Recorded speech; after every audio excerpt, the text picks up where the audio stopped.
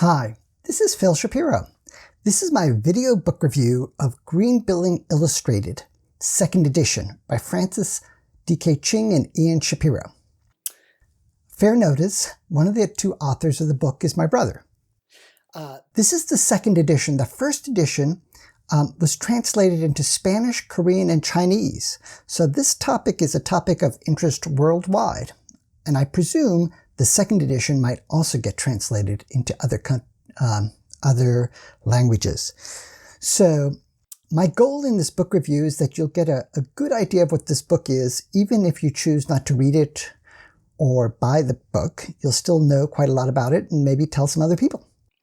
So I have assembled the table of contents. You'll be able to look at the table of contents in this book review, stop the video.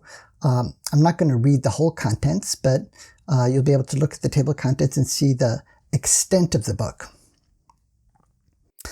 This is one of the authors, Frank Ching, a renowned architectural illustrator, emeritus professor at University of Washington out on the West Coast. He's written many other books. One of his earlier books was Building Construction Illustrated. And you can look him up on YouTube if you want to meet the author here. Look him up, Francis D.K. Ching. I found this video very interesting to see the author talking about his craft. Here's the other author, Ian Shapiro. He founded an engineering company called Tatum, Technology as If the Earth Matters, in 1989. Currently located in Ithaca, New York. He's written some other books. He's been a visiting lecturer at Cornell and other places, Syracuse University. It doesn't say so right here, but he has a couple of patents to his name. And he's renowned within his family, within his immediate family, and has received numerous awards from his wife and kids. And he has a large following, a very devoted following from his dog. So here is Tatum Engineering. Here's their website. They've done a lot of energy conservation kinds of work, design work, over many, many years. And I consider this book, as I was looking at the book, it looked to me almost encyclopedic in that it's very extensive. At the same time, it's very concise. And in some ways, it's maybe a combination of an entire career's work in this field, almost like a doctoral thesis. That's the way it looked to me. And I think it's fascinating that after, it's been 30 years now, like 30 years of work in this field has been kind of gathered together in this one book. And then you just go out and buy the book instead of doing the 30 years work. I work at a public library. It's the magic of books never gets lost on me, that somebody takes all their knowledge, puts it into a collection of pages with ink, and then you can just buy it. So here's some of the table of contents from the book. There's net zero standards and stuff. You can stop the video if you wanted to take a closer look at some of these things, but you can see the book is quite extensive.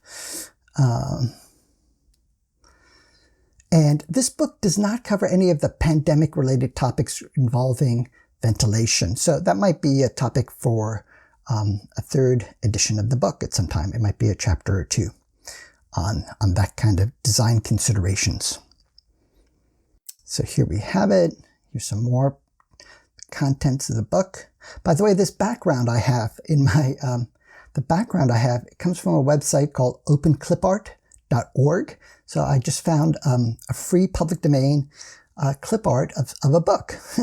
And then I brought it into LibreOffice, the free version of Microsoft Office. I brought this into the presentation program, and that's what I'm using right here, the free program, LibreOffice presentation. So here we have hot water, and so I'm going to go through the contents. You can stop it at any time if you wanted to take a look. And you can see it's a pretty extensive book. So here's the preface. I'll read just a bit. Green building is a relatively new field. Its goal is to substantially reduce the environmental impact of buildings while providing a healthy environment within buildings. This book seeks to introduce the field of green building, explore a variety of fundamental concepts in green design and construction, and provide guidance to professionals engaged in the field. So this book would be of interest to engineers working in the field, but it would also be of interest to college students and maybe even some high school students. I found the writing's quite accessible. And this book would be suitable both for a public library and a college library.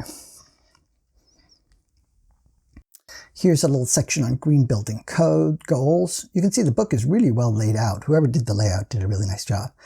There are many goals involved in planning and design of green buildings, mitigate global warming, minimize environmental impacts, reduce pollution of air. So a nice little bulleted list. This was really interesting about relative and absolute green. So green is not one thing, it's many things.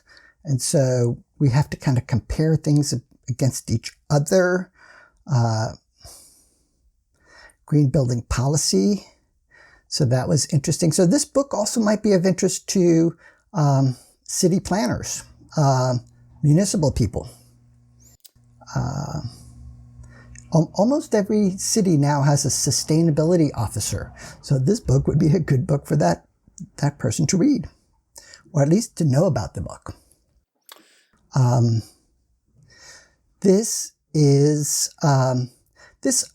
chose this little quote here to explain about building from the outside in, designing from the outside in. And you can see some of the illustrations here are very nice. Water quality, that's a related topic to green building design, or maybe an essential topic within it. Inadequate water quality can be a significant health hazard. So lighting is part of green building design. This shows about thermosiphon airflow.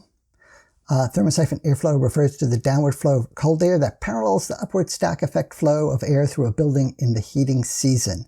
It's a gorgeous design over here on the left.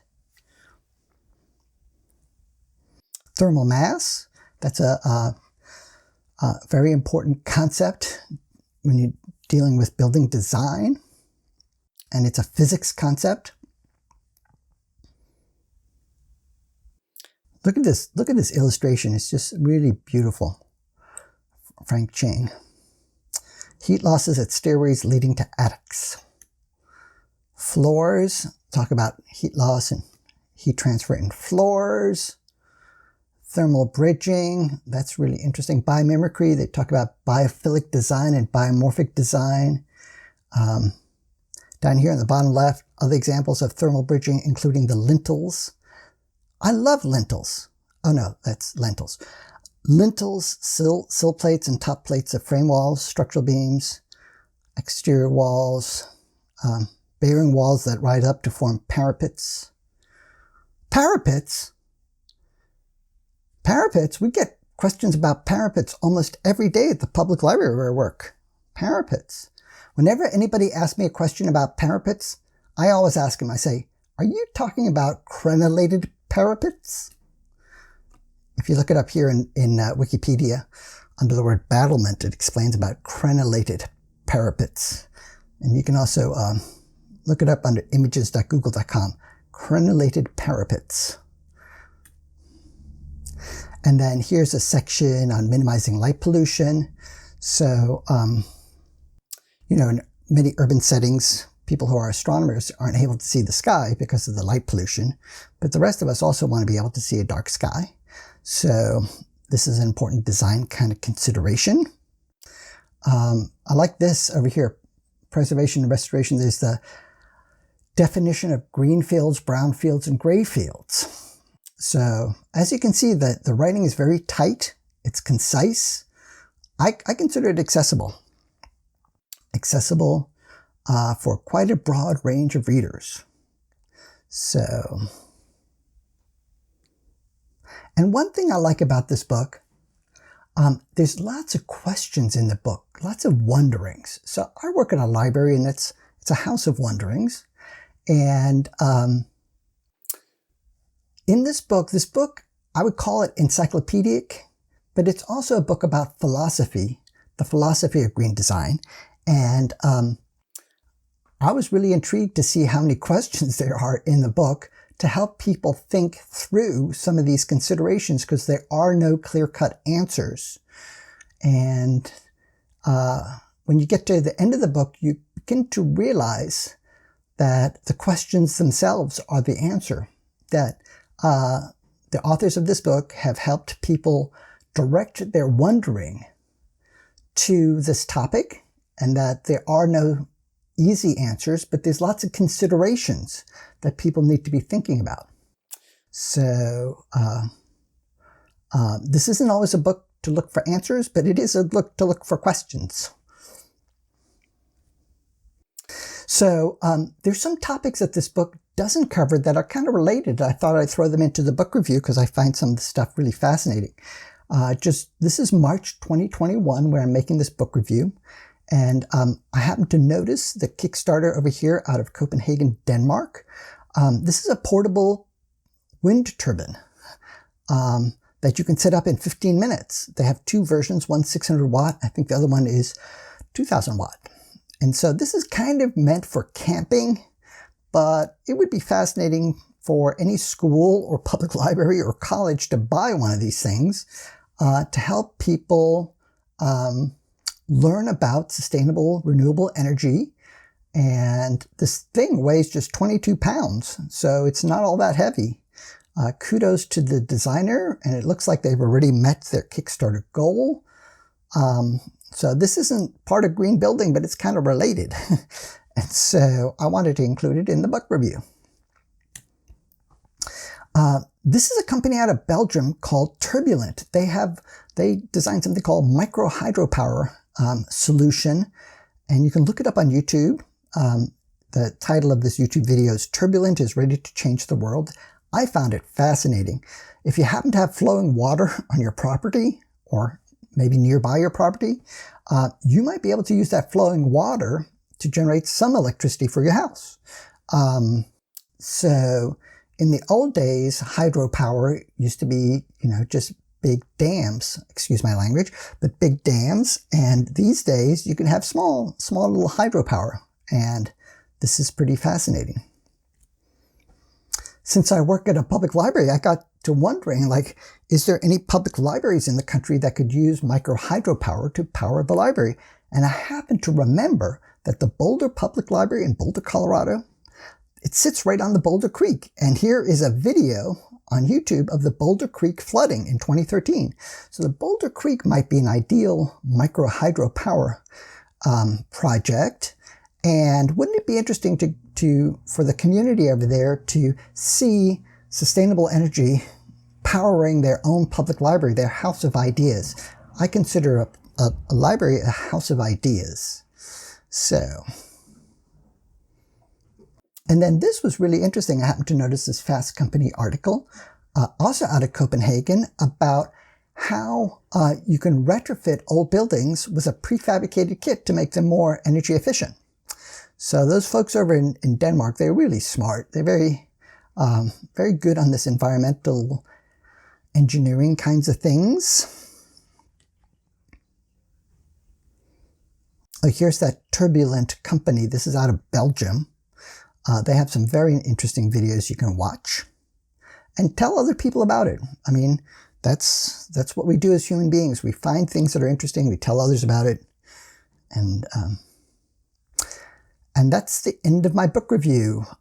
Here's where you can reach me, over here on the left. On the right, you can see some of my other book reviews. I've done about 60 book reviews of books that I think are worthy of people's attention.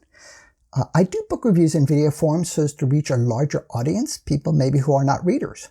And maybe they could get the book in audiobook format so that we can bypass text completely and thereby have a more inclusive society. Wouldn't that be kind of nice? This is Phil Shapiro. Until next time.